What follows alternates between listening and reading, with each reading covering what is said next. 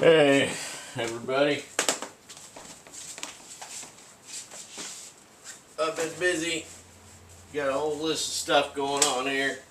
Getting things going. As you guys probably know, spring, summer, and autumn, my three busiest seasons. So, I'm going to try to kick out videos when I can. Keep you updated, talk about stuff, talk about different things I got going on, talk about things going on in the world that we need to keep abreast of, because you know these are the end times. Whether you like to believe it or not, you don't have to believe it.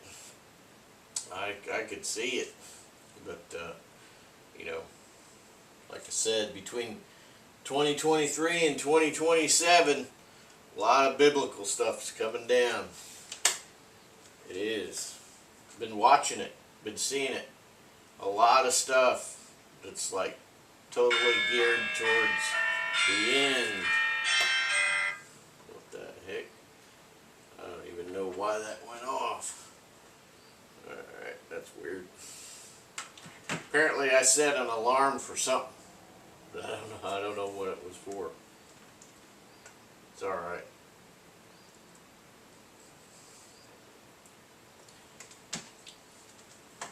Anyway, these are the end days. I mean, these are the end days. We're almost there. We see a lot of stuff going on in the news every single day in the Middle East and here and many different places. But anyway, life still goes on at the old homestead, whether political figures are at each other's throats or not. You know, we still gotta grow our vegetables and work our field and do all that stuff. You saw I went to see Amos Miller recently, and that was a good talk. It went well. And then I recently went over to Vermont for the day, and you know, got some things done over there.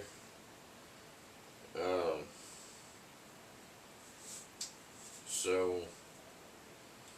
I drove to Vermont. That was a long day, you know, goofing around. Hit an antique shop, and I went to look at some cooking and baking stuff, and some other things, you know. This morning I had for breakfast I had a thick piece of homemade sourdough bread with homemade butter and an organic treatment-free honey on it. I warmed it up for 15 seconds.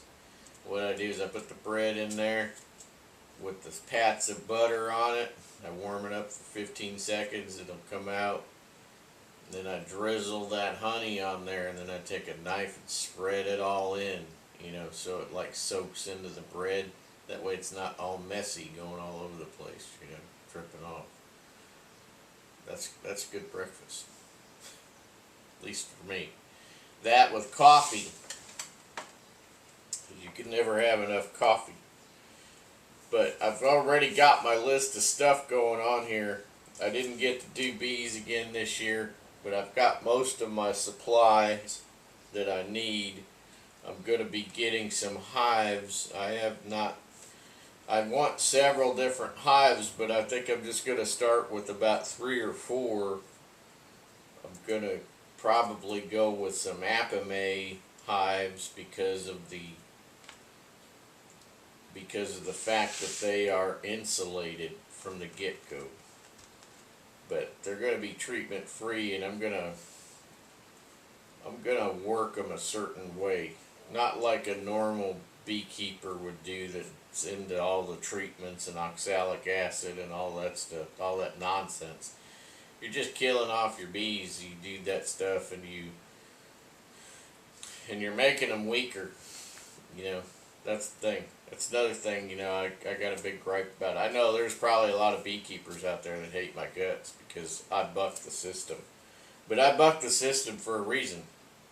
You know, why are all your bees dying off, but yet the guys like, you know, Leo down there in Missouri and guys up in Maine and over in Vermont and some places down in the South. Why is it that some of these treatment-free people that just leave their bees alone, why is it that they're still healthy and they're still got strong colonies? It's because they're not doing anything. You know what? God made the bee to do these things. Man never interfered with bees from the get-go. God didn't say, hey Adam, you better go tend those beehives because they need you to watch out for them. No, he didn't say that. He said, hey bees, this is your job. Do it. And they did it. And that's it. I just think Adam is the one who named the bees. He named all creatures. It says so in the Bible. When you live a long time back in the day, you got time to name everything. It's the way it is. The way it was. Anyway, I got a whole list of stuff here. Bee stuff is just one thing on my list to get my head into,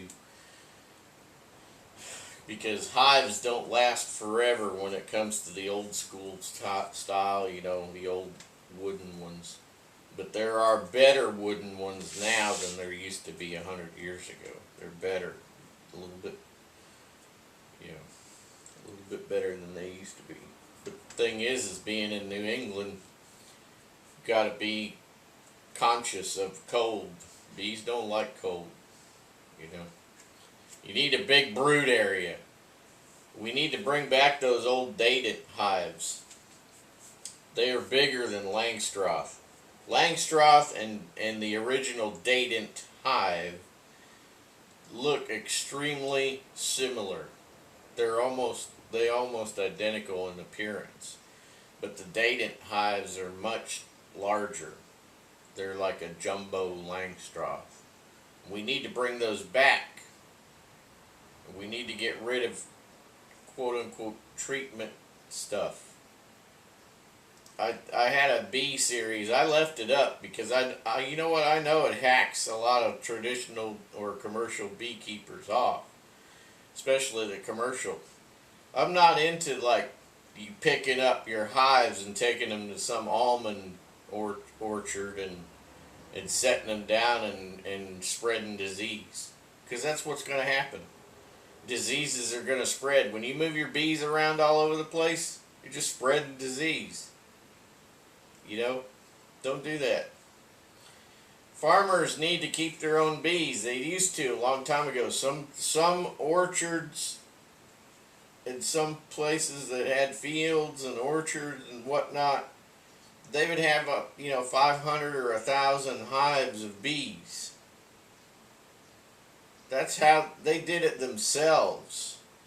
They had their kids out there doing inspections and stuff as well. You know, they might have some 14-year-old boy out there, 14-year-old girl out there inspecting hives while dad did the hard manual labor and mom took care of the kitchen and the little ones. Okay. Everybody pulled their weight on the farm back in those days. It wasn't like nowadays where you got some kid glued to a phone or an iPad or whatever 24 hours a day. You did work. Even in my day, we did work. I grew up chopping wood for my dad. My dad had retired from regular work, and he had small-time logging and firewood business. He would clear cut places for new subdivisions and things like that. And I and my brother would be, I'm one of 7, but I and my one brother, we were real close. You know, we did a lot of that later in life work that my dad was into. You know, we were kind of like, you know, apprentices, I guess. My brother was an unwilling apprentice, and I was a willing apprentice. You know, learning about uh, cutting trees and all that stuff. You know, everything to do with all that manual labor. You know, and about 1980 was when I got into bees. 1980, I started studying African bees and Africanized bees. And the reason why, one of the reasons why we have bees dying off so badly in this country is because of regulations. We have the government is regulating the bee industry. You know, and it's not really, it really should not be an industry. There should be no commercial bee keepers. There shouldn't be any. I know you're probably going to hate my guts for saying that, somebody who's into commercial beekeeping, but you know, if you have a farm, you should keep your own bees. Learn about it. Learn about bee husbandry and keep your own bees. But one of the big problems that we have in this country is that people have tried to domesticate bees so that you could walk around with only a veil on and no suit, and they won't bother you. That's the problem. You're breeding the fierceness out of the bee. That's the problem. If you look at Africanized bees, which were developed in Brazil, they brought these primitive bees from Africa. Okay, they brought them to Brazil because over in Africa nobody was meddling with those bees over there. Same thing goes with Asia. I talked about those bee videos if you want to go watch them. They brought them to Brazil. They made a hybrid. They Africanized their bees down there.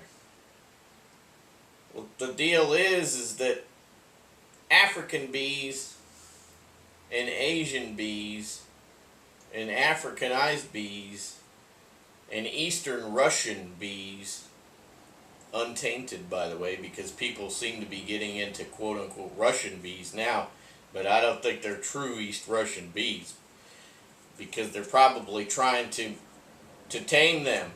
You don't want to tame bees. Sounds all cute and everything, but you want fierce bees. Because why? Because bees in Africa, and Africanized bees from down in Brazil, and Asian bees, and East Russian bees, they all fight invaders to the colony, whether it be varroa mites or hive beetles or anything else. They fight that stuff. They're not just overly concerned with taking care of young or collecting, you know, pollen and nectar and all those little jobs. No, they're also very concerned with keeping invaders out of the hive. They will actually seek out and find where varroa mites have put their eggs in a cell with the bee's own, right? And they'll cast it out of the hive. They'll tear it out of there and they'll cast it out of the hive. They'll get rid of it on their own. And their colonies get large in the hive. Those colonies get large. They breed large. They produce tons of honey. But the side effect is that you can't get near them without a full suit. But I personally think that's really not an issue. We have suits. Put a suit on. Don't be lazy. Put a full suit on and go and deal with a hive. Learn how to deal with the hive like they do in Africa, in South America, and Central America now. They're keeping them. They're keeping Africanized bees down in Central America, Costa Rica and places. Alright guys, I'm going to come back in another video and I'm going to tick some more people off. I'll see you there.